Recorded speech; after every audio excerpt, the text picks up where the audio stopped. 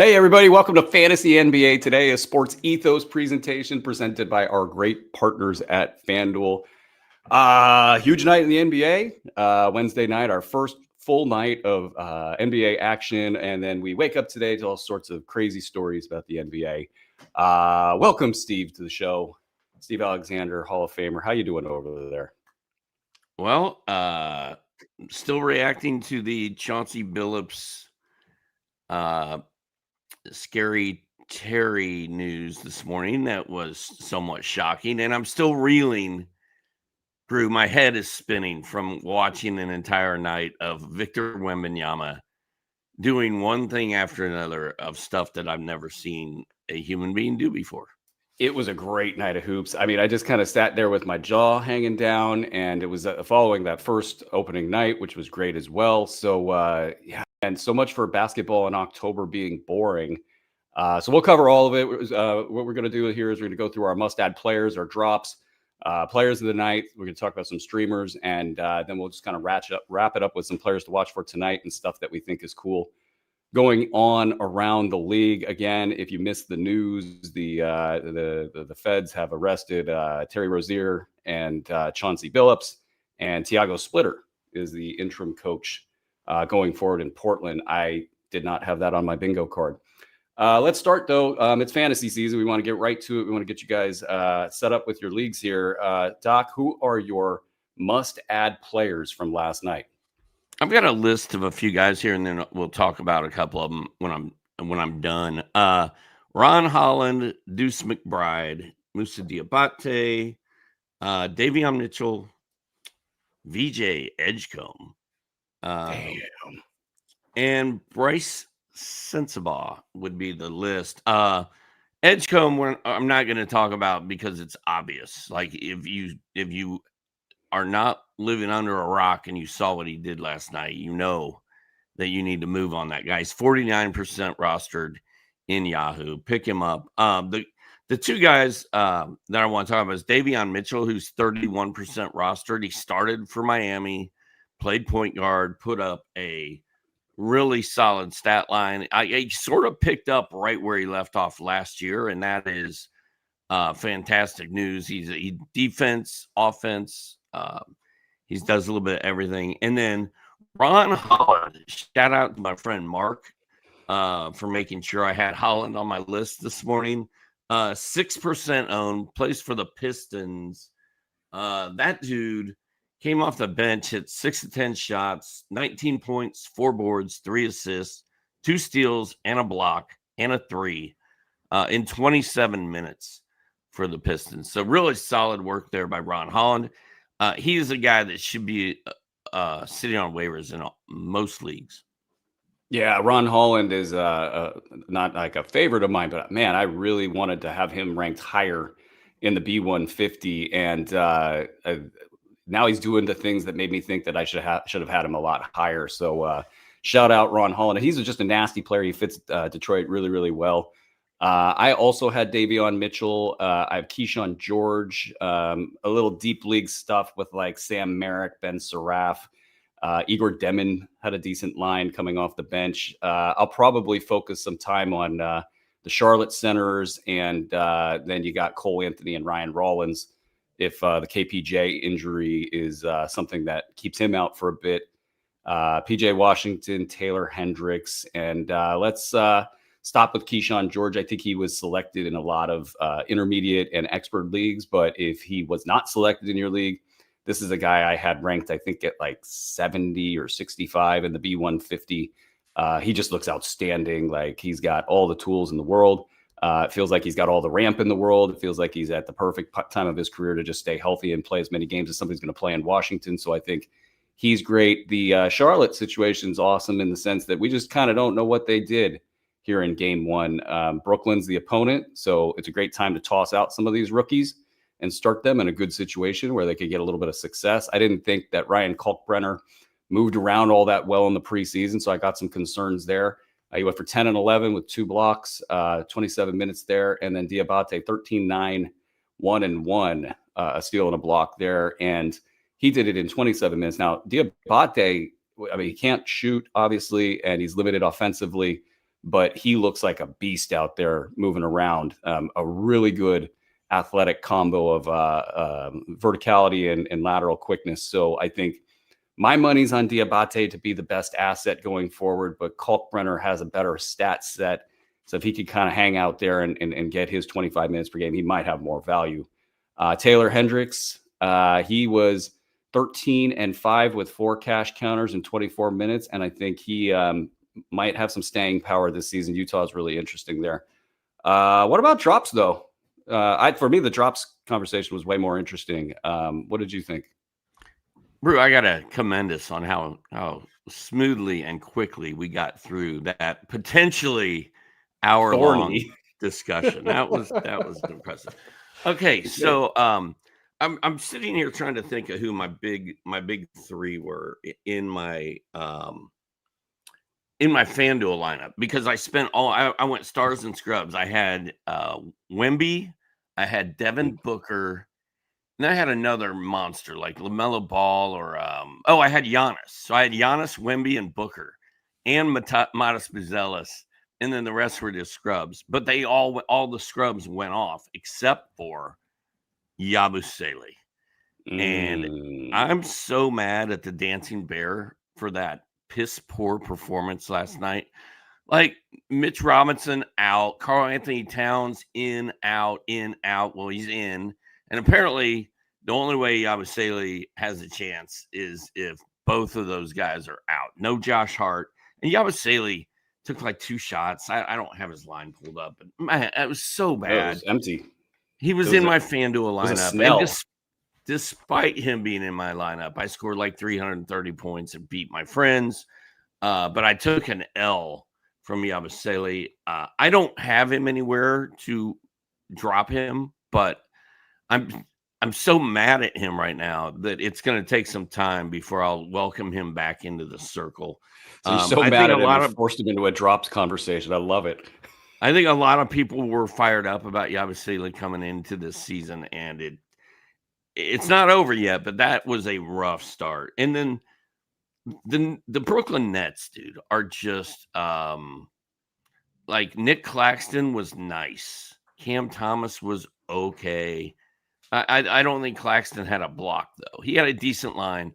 Michael Porter Jr. was okay, but they got blown out of that gym. They showed absolutely zero interest in playing that game. And somebody on Twitter said something like, tanking is one thing. This is another. Like, they're beyond tanking. Like, it's just so bad. So I'm scared to death of anybody affiliated with New Jersey. And then finally, my man Mike Conley, my beloved elder statesman Mike Conley, got displaced by Dante DiVincenzo in the starting lineup. I forgot to mention Dante DiVincenzo in the ad section. Pick him up. He's starting point guard from Minnesota now. Drop Mike Conley. It's finally over. The dream is dead. Man, you wanted to depress me at the end of that. Yeah, Brooklyn's going to be a mess. That's like that pre-tank that you see. That's like they saw at Charlotte. Let's just completely play probably 11, 12 guys. That's just not good business. For me, the conversation, I was like, I had the Philly game on a little bit early, and I saw Dembona out there, and I was like, oh, cool, there he is. He looks good. And I kind of left, and I came back, and I saw the box score, and I was like, what? Like, that's not good. No. And Bona is one of the big B150 plays of the year, and I'm laughing. So I go, do all the work of the night, and then I come back. I'm like, I'm watching that game, and I'll just put it to you guys this way: that game was weird. It had a weird pacing. It was a very spread out game, and then also, if you looked at just his film, he was really good, and it was like the best 15-minute Tony Snell stat line game you've ever seen in your life. And then you had Joel Embiid, who looked terrible, and I don't think it's going to get any better for him. Perhaps that's a broader topic for the show, but just in terms of what happened out there on the floor, I was like, okay, fine. Bono's fine.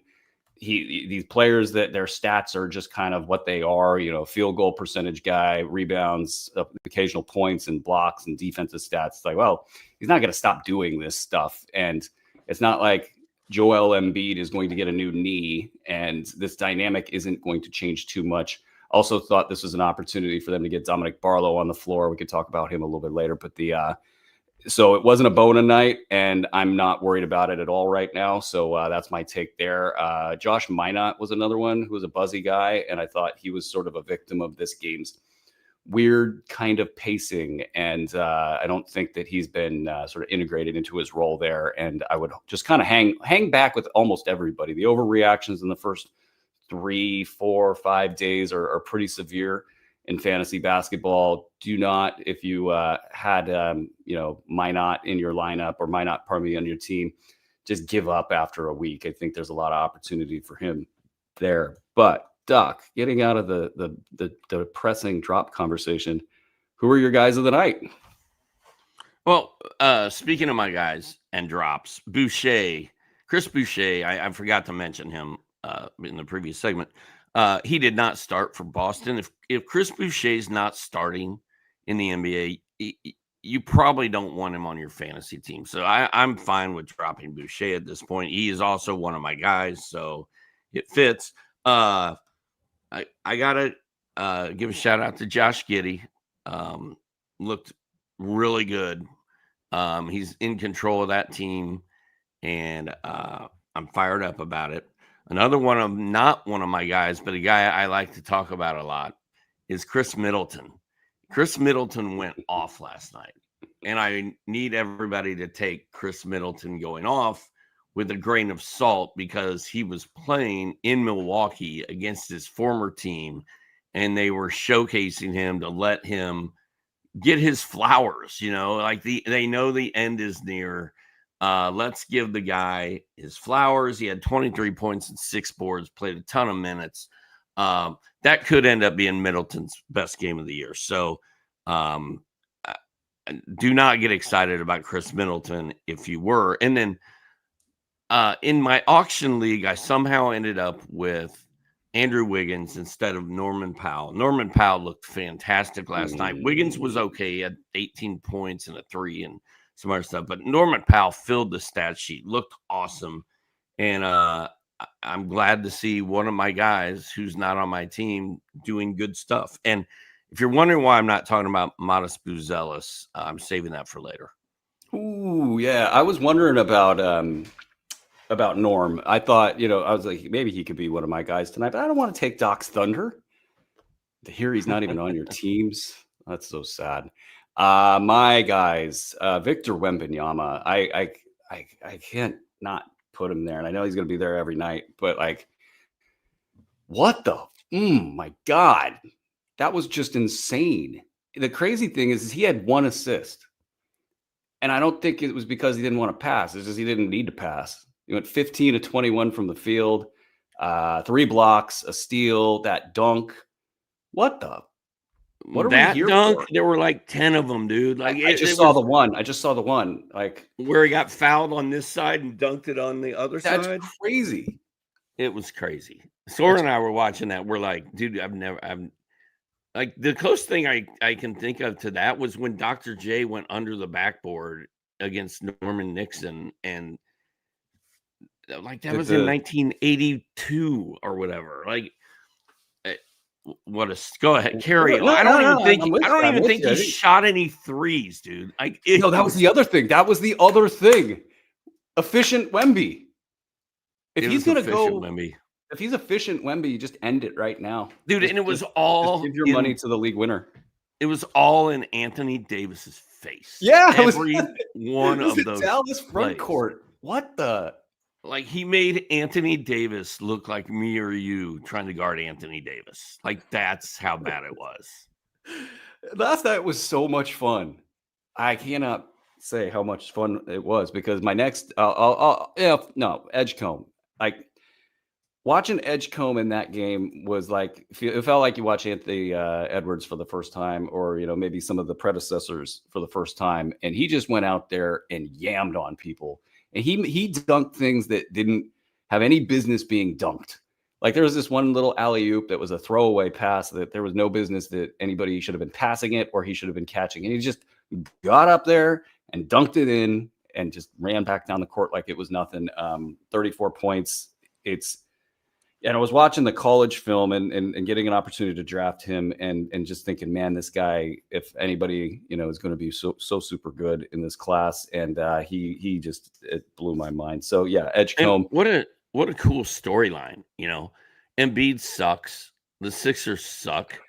Tyrese Maxey scores 40 and Edgecombe scores 34. And they beat Boston in the Garden on opening night. Like, I'm going to go in on Edgecombe. It was all Edgecombe going off. Like just absurd levels of playmaking in that game. And it's not like Boston didn't have some athletes to deal with him. So it was great. And I'll talk Philly now since we're just kind of in it. Like I think the youngsters are going to play those old dudes off the floor, like Paul George and Joel Embiid, the youngsters. Like Dominic Barlow was out there starting, and this is a guy that when he was in Atlanta was like kind of in 30 deep. I'd pick him up and then have to drop him because he'd be in like the G League or something. He wouldn't be in the league anymore. And his athletic profile was just enticing. And it was like, now he gets to Philly. He's on a two-way, and I want to try to be aggressive there and shout out Benny Aziz for stealing my guy in 30 deep again this year. And he gets to start. He had a great line. What did he have? It was 13, 8, and 5 with a block, 34 minutes. I really think they thought, all right, hey, if Paul George isn't here today, we're going to give you big minutes and let's just see what you can do. And between him and Bona, and they stuck Andre Drummond out there for some comedic relief at one point in time, and that just did not look right. And it's just like these young guys, Edgecombe, Ty Maxey, you're just going to see those guys take over this team. Bona. And it's going to be better than anybody thought maybe in Philly. And if I have a lot of Philly unders because I thought they were going to implode and suck because of Joel Embiid, well, I think the other guys are going to be good enough to push this team along. And maybe, who knows, Joel Embiid can play like 15 minutes a game for them in the playoffs or something. Hey, so with Embiid, Brew, if you had drafted Joel Embiid, are you panicking, or like we knew he was on a minutes limit? He played well in the preseason. I did not expect him to shoot it so poorly. Like this is one game. I don't think you need to totally overreact to Embiid after one game. Or do you think you do? I would be trading Joel Embiid for anything I can get and getting out of that. And maybe wait for that first big game. Don't do it right now. Just wait, get that first big game. I don't think he's got it anymore. Like, I don't think he can get to his places. I don't think he can intimidate anybody. I think he can still draw fouls. And that might be what you see is kind of like a DeMar DeRozan style game of like, just don't come near me because I'm going to fling my arms around and try to get a whistle here. But he's not going to intimidate people in the post. He's not going to, they're not going to kind of run the offense around him. And that was the other weird part about this game, I thought, is you did have Joel Embiid out there for stretches. And when he was in the game, they were trying to defer to him a little bit, but they didn't really want to because he couldn't really get an advantage. And he's kind of halfway up the floor the entire time. And just a lot of awkwardness on that side when he was on the floor. And then you would get him off the floor and you would just see freaking waves of Tyrese Maxey and VJ Edgecombe and the rest of the players. Quentin Grimes had a tough game in that one. But once that crew gets going, I think that they're going to be a different team. But yeah, with Embiid, I'd honestly drop him. Like, I don't want the low production and the time off and the headache and the risk and all of the things. Like, I don't think you would drop him. There's no way. I would. You would just cut him. My rank in the B150, yeah, I would just cut him. My rank in the B150 for him, I can't even remember it because I didn't care. But we were getting all these reports lately, like he's healthy and skinny and he's looking good, and he had a decent preseason performance. I'm actually hanging on to Joel Embiid, especially if I draft him like the 5th or 6th round, dude. I'm not dropping my 5th or 6th round player. But I don't have him anywhere. You know who does have him? Rick Campbell. Ricky Props. Shout out to Ricky Props. Got a lot of look, Joel Embiid. I mean, if you wanted to take a shot, look, I took a shot last year with Joel Embiid, and it's the same calculus, really. In fact, if anything, he's healthier this year. He's healthy. You got to give him a week. You got to. It's Joel Embiid. I don't care how bad he looked, how bad the Sixers are trying to tank it up. Oh my gosh! By the way, winning that game, my stomach thinking about that, like winning that game was a nightmare for that front office. They're like, no. But honestly, like I know. Look, and a lot of things happen on night one. I mean, Michael Carter Williams, however many years ago, had like a 30, 10, and 10 triple double, and then played his way out of the league. You know, this stuff happens all the time. I thought that the environment in Boston was a kind of like maybe an April important game, you know, trying to get into the playoffs or something. The teams were trying, they were playing hard. It was intense. Nemish Keita looked really good in that game. A lot of big plays made all the way around. You had some talents on the floor. I mean, Peyton Pritchard looked good. You know, Boston it was a good game. Boston was in control the whole game, and then bam. Yeah, it's but so I think Philly might be more real than I gave them credit for. And Andre asks, "Hi, Andre. Would you play a FanDuel over points on the next Embiid if the line is low enough?" That would be a Doc question. Doc's the one with the confidence. Brew is completely 100% out on Embiid to the point where after day one, he's just gonna day one. I didn't. Well, I wouldn't. Day one. He would have never been on your team. He would have not been on the team. No, and he's not on my team either. But you know, I'm a sucker for a good prop bet. You like a good prop bet? I might go to FanDuel and place a little wager on over points on Embiid next game because I'm pretty sure Joel Embiid is watching us right now, and he's gonna be like, I don't know who that Bruski kid is, but watch this, and he's gonna go out and ball out. I might do that. Yeah, all right. It's gonna be fascinating there in Philly. Okay, where were we? Get us back on the track. I'm telling you, I told Andre, I was like, I'm gonna sneak in a VJ Edgecombe comment. He knew and I knew that was not gonna happen. Let's talk streamers later of the night. Yeah, the entire show was about VJ Edgecombe. That's the tricky thing, dude. You start talking about one guy on one team, and then it leaks into other people on that team, and then it leaks into that game, and the next thing you know, it's a sickness. And you wake up in Montana. Not that that's ever happened. Streamers. So we got 2 games tonight. It's like the NBA just yanking our emotions around. You get that opening night. Here's a bunch of basketball, and back down to 2 games. But nostalgia-wise, 2 games on Thursday feels right. Like back in our day, the most you had was 3, sometimes 4. And then in the last 10 years, they would slap an 8-game Thursday on us. And the guy that's working blurbs on a Thursday night, it's like, this is not what I signed up for. This is BS. That was actually me. Exact words right there. All right, streamers for this evening. Shallow League, I think Johnny Kuminga is the man. Cason Wallace has a knee, but if Cason Wallace plays, you want him on your team. He should be picked up everywhere, I think. And then I've got a little Buddy Hield, and then I've got a little tickle, a little feeling about Bruce Brown in Denver, is it? And Jay Huff of the Pacers. The little tickle. Those are my streamers of the evening. That's awesome. I want to ask you your take on, as the resident Jonathan Kuminga enthusiast, how are we doing here? Is he a guy? Is he one of your guys? We're going to find out tonight. He was not one of my guys in my column because he plays for Steve Kerr, and they had that crazy summer of desks staring each other in the face and no one blinking. And here we are. And Steve Kerr comes out of nowhere, night 1, I'm going to start Johnny Kuminga. And I'm like, I'm here for that. Let's go. And then Johnny Kuminga hit 4 threes and looked really good. Does Steve Kerr start Kuminga again tonight? That's the question. And if he does, and if Kuminga plays well, I'm in. Matchups wise, you got Cam Johnson instead of Michael Porter. Is a little smaller, maybe, of a lineup that might support a decision to start. I think they're going to start him. Let me just cut to the chase. I think they're going to start him because you want to build that trade value, and you spend the entire summer breaking this guy down, all the crap, and now you got to build him back up. And he's the guy that can make them special. So all the paths lead through Kuminga in Golden State. Now, the assist number will be what I watch out for.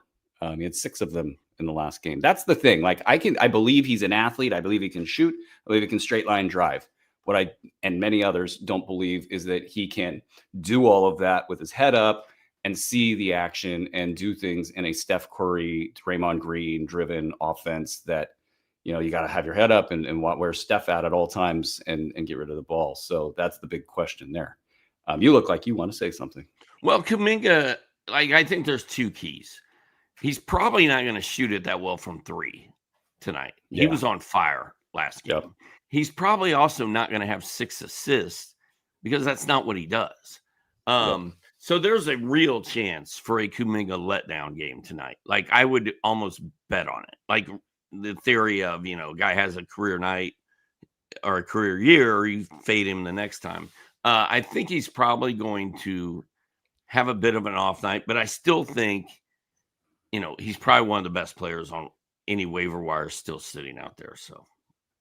Yeah, no, I mean, it's exciting stuff. Like that's, athletes that can, become 20-point guys that are on a team that needs somebody to do that. That's a good equation. His fantasy stat set's not great. So if he can do extra things and overcome that, maybe he could theoretically be a top 100 guy.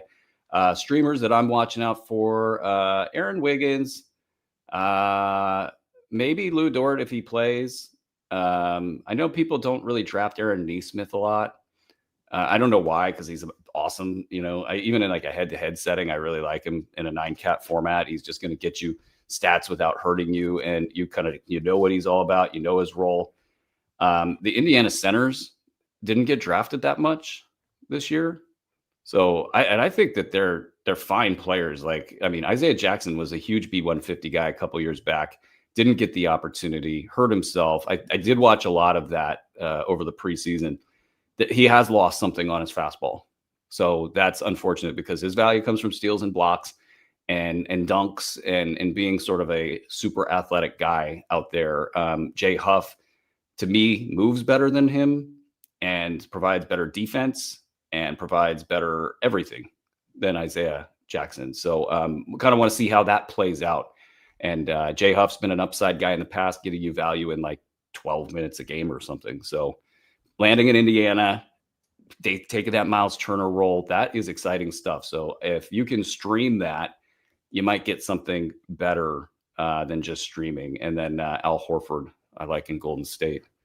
Yeah, because he's going to play tonight. And he's looked pretty sharp, I think, within the context of Al Horford, of course. So let's spin this into anything else you're watching for tonight. Well, first of all, I forgot in my pickups, the only guy I picked up last night was Beef Stew. Beef Stew. Stewart from Detroit. He was banging threes and putting what was up his numbers. line? His line was pretty nuts. It was pretty good. 20, 10, and 4 blocks with 2 threes. Yeah, I'm happy to report I'm able to hold a pen again, and all my notes are all over the place. Nice. All these notes. So anyway, Beef Stew, put him on the ad list as well. So storylines. I looked at the Clippers game last night. My beloved Clippers that are supposedly going to win a championship this year were playing against, where is it? The Utah Jazz. And they were down 43-19 after the first quarter. The game was over from the tip, and the Clippers looked horrible. So I'm interested to see how that looks going forward. Devin Booker is playing point guard, and I envision that as Devin Booker is going to have the ball in his hands at all times and go absolutely bonkers and just put up these monster stat lines. But what I was seeing as I was watching that game and needed points, late points from Devin Booker, is Devin Booker bringing the ball up the court and passing it off to somebody else, like Cooper Flagg was all night. And to Charles Barkley with Cooper Flagg was like, you don't want your best player coming out of the court and throwing it to somebody not as good as him and never seeing it again. And Booker is doing the same thing. He's bringing the ball up the court, throwing it to somebody not as good as him, and then it never comes back. So I don't think I'm as big of a fan of Booker being point guard as I initially was.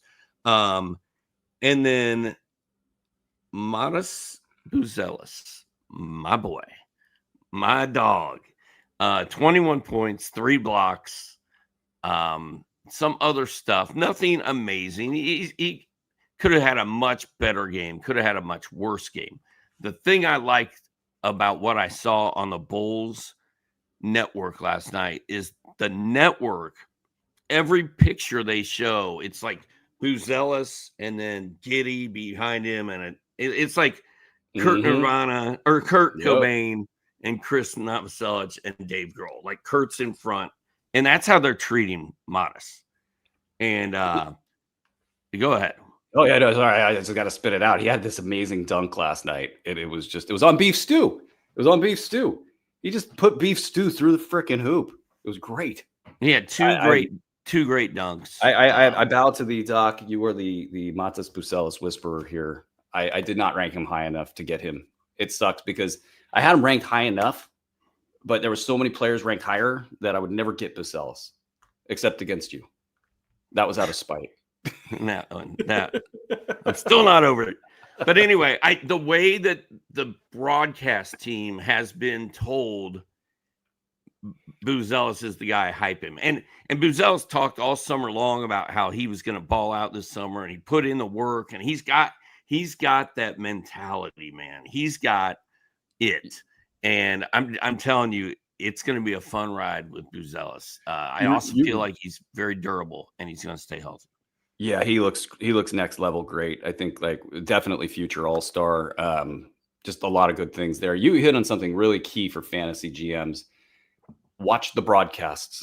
The broadcasts tell you everything. And some places do it more than others. Like in Sacramento, you can know what they're going to do just by what the announcers are saying. It's literally like the GM walks into the announcing crew and says, I would like you to talk about this, this, this, and this. And these are the players that are going to play. And we want you to talk really nicely about these 4 guys. And then these 4, not so much. And speaking of which, we didn't really get to Keon Ellis. That was a text from you last night, just key on it. I was like, oh, what's that going to be? He was kind of balling. Like he kind of got hot. Yeah, he balled for like 8 minutes or whatever he played last night. It was some small amount of minutes, and then they lost, which is kind of how the Kings roll. But and the thing with Keon, really quick, is just we all knew this was coming. So if you drafted him, you did it for the long haul, and you did it for like the second and third of the season. The first third of the season was almost a guarantee to be just this with what they do with him there. But the broadcasts, they are key, and other topics that I'm thinking about as we head into a Thursday, Friday turn here. We'll have more for you guys in tomorrow's show, and I believe we've got shows going tonight as well after the game. So stick around for those. Philly, I'm watching for them. Utah is very interesting. You know, you had the big Walker Kessler game, and Taylor Hendricks was good. Bryce Sensabaugh was good. Kyle Filipowski started. He had 9 points, 4 boards, 5 assists, a block, a 3 in 25 minutes. So a very Kyle Filipowski line. He was falling like a rock in drafts for a guy that in Summer League, I think it was at Summer League MVP. He looked great throughout the process. He had a very light preseason, barely played. Then he gets the start, and Kyle Filipowski was a huge reason that I won however many championships over at NFPC. It was Kyle Filipowski, man. It was great. He was a top 50 guy for a very long time. He was putting up huge lines left and right. This is a guy that fell in the draft due to stuff. If you look it up, it's just, whatever. It is whatever it is. But literally, athletically, basketball wise, really good player. And there he is starting. So I don't really have a read on Utah, which one of them is going to kind of jump out. I think Filipowski's got a good stat set. Hendricks, prior to the injury last year, looked really, really good. He's looked more or less like the same guy. So we'll be watching them. Washington, two of my guys from the B150, Nikola Vucevic and Justin Champagnie, these guys that nobody drafted, nobody really thought about them, nobody really knew about them. They played like 8 combined minutes. I think you had a lot of the Chris Middleton stuff, and you got the early part of the season, which is going to be more veteran driven. And then as you get past the first third of the season, those two players in particular are, in the case of Vucevic, I think he's really good. Champagnie's got more of a fantasy stat set and more of a glue guy that just happens to have top 75 value. He's doing good. So that'll be a storyline for me all season. And I'll be kind of watching the Charlotte Center stuff. You know, if Kalkbrenner can sort of pop through there and have a 27-minute role or something like that, I think he's just going to stand there, be tall, get like close to double stuff every night, get you a couple blocks, and be super valuable. So I think by my job duty, I have to watch that really, really closely. But that's pretty much it. What else are you watching for over there? That's all I got on that front. One other thing. I mentioned Dante DiVincenzo starting at point guard for Minnesota. What I didn't mention was I needed him in that game desperately in the fourth quarter, and he was not on the floor. It wasn't Mike Conley and it wasn't him. They were just playing a mishmash of guys, kind of point guardless in that game. And the fact that Dante DiVincenzo did not finish last night's game, it concerns me slightly, but I'm not like, oh no, that's horrible news. It just is something I noticed. Other than that, Brew, I got OG Anunoby, shout out for the great line. He is on the rise. Jalen Suggs made it through a basketball game for the first time in a long time. Orlando looked pretty good. Jalen Suggs can stay healthy. He's gonna have a great year. So I would say Jalen Suggs is a riser. So I gave Andre the idea that he can mute me at any time he wants, and he just did that because I'm flipping around papers here. And I'm going, what else did we miss? Not that. Not risers, that. Brew. Risers. I just did the risers, I think. It's Utah's my risers. What do we got? Oh, then fallers. Well, for my fallers, Philly, but don't fall in Philly. Don't fall for the Adam Bona drop. Don't do it. Don't fall for the Adam Bona drop. I like that. No. It's going to be a big bonus season, everybody. Well, it's funny. I have Bona on my fallers list as well. Oh, you know, Cooper Flagg played point guard and had 0 assists. That was a thing. PJ Washington, he was pretty good. Asar Thompson was really, really good. He was good. Cooper Flagg also did not score a point in the first half. Yeah, that was a major buzzkill. I mean, outlets were just running with that. What else we got here? We got Jason Tatum feels like he's definitely coming back this season. If you got an IR slot and Jason Tatum somehow floating around out there, you might have Jason Tatum in your playoff lineup. So that's a thing there. I dropped Mo Gay in 30 deep, and I picked up Dylan Cardwell. Everybody, Dylan Cardwell. Yeah, look it up. It's pretty fun. I don't know what to make of it. I just said, I want a guy that can jump out of the gym and looks like that. So, but he also missed a free throw by banking it to the left of the hoop. So that was not great. Drew Eubanks, I'm the evangelist of Eubanks Estuary. Drew Eubanks, 4 blocks last night. What else we got? Anything else? I just want to throw papers around. Well, I had a couple followers. I had Johnny Collins listed on a followers list because he didn't start for the Clippers, and the Clippers look like garbage. Maybe it's good the Clippers look like garbage, and maybe that means he'll start. But when you think your guy is going to start and he doesn't start, that's always a downer. And I had some Bona and Embiid on this list, but we've covered those guys extensively. I think my clip is empty. We've emptied the clip, folks. Thank you guys for your support. Make sure you're tuning in at night. We have the box score breakdown to get you all covered up after the games are done. We are here Monday through Saturday, right around this time on the various platforms. Make sure you're subscribed to the YouTube channel and Subscribe to @EthosFantasyNBA. All the stuff goes out into different places. So you guys got to just get subscribed. Make sure you're checking out the blurb feed. We got some huge news coming on that front, folks, and that's free, as is the app. Make sure you download that app. Just get dialed into all of the different things. We're having a good time over here growing this platform, and we want to make sure that you guys win your fantasy leagues and have a good time doing it. Thank you to our sponsors at FanDuel, presented by FanDuel, and the great job that they do helping us out over here. For Steve Alexander, the Hall of Famer, this is Aaron Bruski. This is Fantasy NBA Today. We will see you guys tomorrow. Brought to you by FanDuel.